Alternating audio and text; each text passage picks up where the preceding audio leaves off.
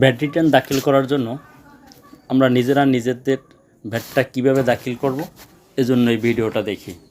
তো শুরুতে আমরা ক্রোম ব্রাউজারে যাব। ক্রোম ব্রাউজারে আপনি মোবাইল থেকে যাইতে পারবেন। আমি আজকে যে ভিডিওটা দেখাইতেছি সরাসরি মোবাইল থেকে। আমরা ক্রোম ব্রাউজারটা ক্লিক করলাম। ক্রোম ব্রাউজার ক্লিক করার পর আমি আগেই ব্রাউজারে যাওয়া ছিলাম, তো আমি শুরু থেকে দেখাইতেছি। আপনি এরকমের ক্রোম ব্রাউজার থেকে ভ্যাটে যাবেন অথবা VAT লিখবেন। আমি লেখার সাথে সাথে এসে গেছে, এরকম সার্চ দিবেন ভ্যাট অনলাইন সার্ভিস। এদিকে আজান দিচ্ছে সংক্ষিপ্ত সময়। আচ্ছা, ভ্যাট অনলাইন সার্ভিস আমার এখানে একটা দেওয়া ছিল, তাই আমি ওখানে থেকে আবার দেখাচ্ছি। আমি একটা রিটার্ন দাখিল করছিলাম, এখান থেকে আবার ব্যাগে আসি, লগ আউট দেই। লগ আউটটা না দেওয়ার কারণে আমার পিছনে নিয়েছে। লগ আউট আমরা যখনই VAT.gov.bd ওই ওয়েবসাইট থেকে ঢুকবো, ঢোকার পরে এরকম একটা পেজে আসবে। পেজে আসার পরে আমরা লগ ইনে ক্লিক করব। লগ ইনে ক্লিক করার পর এরকম একটা এরকম একটা পেজ আসবে। এই পেজে আপনি এখানে ইউজার আইডি নিচে পাসওয়ার্ডটা দিবেন। তো আমার এখানে যে ইউজার আইডিটা আমি দিচ্ছি, দেখুন আমি ইউজার আইডিটা এখানে উঠিয়ে দিচ্ছি। যদিও আমার এখানে সেভ করা আছে, আপনি যদি সেভ করে থাকেন বা সেভ করে রাখেন তাহলে আপনি খুব দ্রুত ওখান থেকে দিয়ে দিতে পারবেন। আমি আপনাদের দেখানোর স্বার্থে বা বোঝানোর স্বার্থে এখান থেকে দিয়ে দিচ্ছি। দিয়ে দেওয়ার সাথে সাথেই দেখেন আমার এই যে নাম্বারটা আছে সেটা আমার এসে গেছে। আমি আসলে চেক দিতেছি যে আমার এখানে ভ্যাটের পাসওয়ার্ডটা কি ঠিক আছে কিনা। তো আপনারটা আপনি হাইড রাখতে পারেন, হাইড রেখাই উত্তম। তো এখানে ভ্যাটের পাসওয়ার্ডটা শুধু চেক দেবেন। চেক দেওয়ার পরে এই যে ক্যাপচা আছে, ক্যাপচাটা ক্লিক করবেন। ক্যাপচায় ক্লিক করার পরে লগ ইনে দেবেন। লগ ইনে ক্লিক করার পর দেখেন এই যে এসে গেছে। এখানে মূলত প্রতি 3 মাস পর এই যে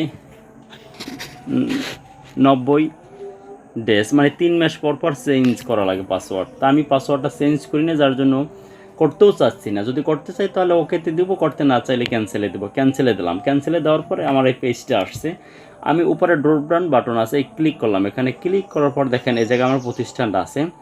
প্রতিষ্ঠানের যে প্রোপাইটার তার নাম আছে, আর শিকদার ট্রেডার্স আছে প্রতিষ্ঠানের উপর আমি এটা ক্লিক করলাম। দেখেন ফিলিং অ্যাপ্লিকেশন, এই ওয়ানের উপরে ক্লিক করবেন।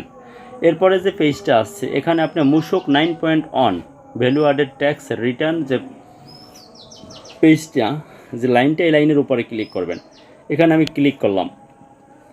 দেখেন ক্লিক করার পর একটু টাইম নিতেছে, হয়তো বা নেটে একটু সমস্যার কারণে হয়তো বা ঘুরতেছে। অনেক সময় দেওয়ার সাথে সাথেই আসে, আর এ জায়গায় হয়তো বা একটু নেটে সমস্যার কারণে একটু টাইম নিতেছে। যেমন 18% অলরেডি হয়ে গেছে, ওরা লোডিংয়ে আছে। এ জায়গায় আসলে ভয়ের কিছু নেই, আপনি একটু ওয়েট করবেন, দেখবেন যে হয়ে গেছে। অল্প একটু টাইম নেবে, এই যেমন এসে গেছে। এরপর আমার এখানে আসলে কোন জায়গায় কাজ করতে হবে আমি এতটুকু খেয়াল করব। উপরে পার্ট 1 আছে, 1-এর ওই জায়গায় আমাদের কিছু করার নেই। পার্ট 2 এর আবার নিচে আসবেন, 1-2 দেওয়া আছে। পার্ট 2 এর যে 1-2 এখানে যে আপনার জুলাই মাস অটোমেটিকলি ম্যানুয়ালি সব দেওয়া আছে, এখন আসছে। আপনি পার্ট 2 এর 3 নম্বর অপশন আসছে।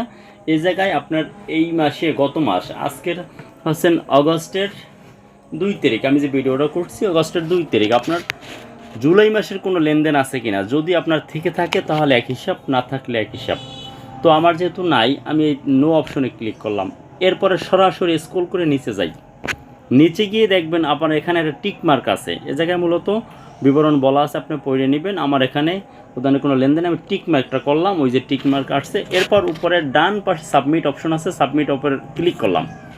এরপর আমি কনফার্মে ওকে দিলাম।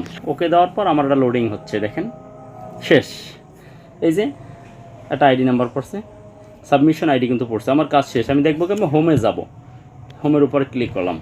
দেখেন ফিলিং অব্লিগেশন প্রথমে কি দেখছেন, এখন কি দেখলেন। যদিও নামাজের টাইম, হয়তো বা আপনার একটু সাউন্ডের সমস্যা হইতে পারে, এজন্য আন্তরিকভাবে দুঃখিত। তো বিষয়টা আপনি দেখলে খুব নিজেই নিজের মোবাইল থেকে দিতে পারবেন। ধন্যবাদ, আল্লাহ হাফেজ।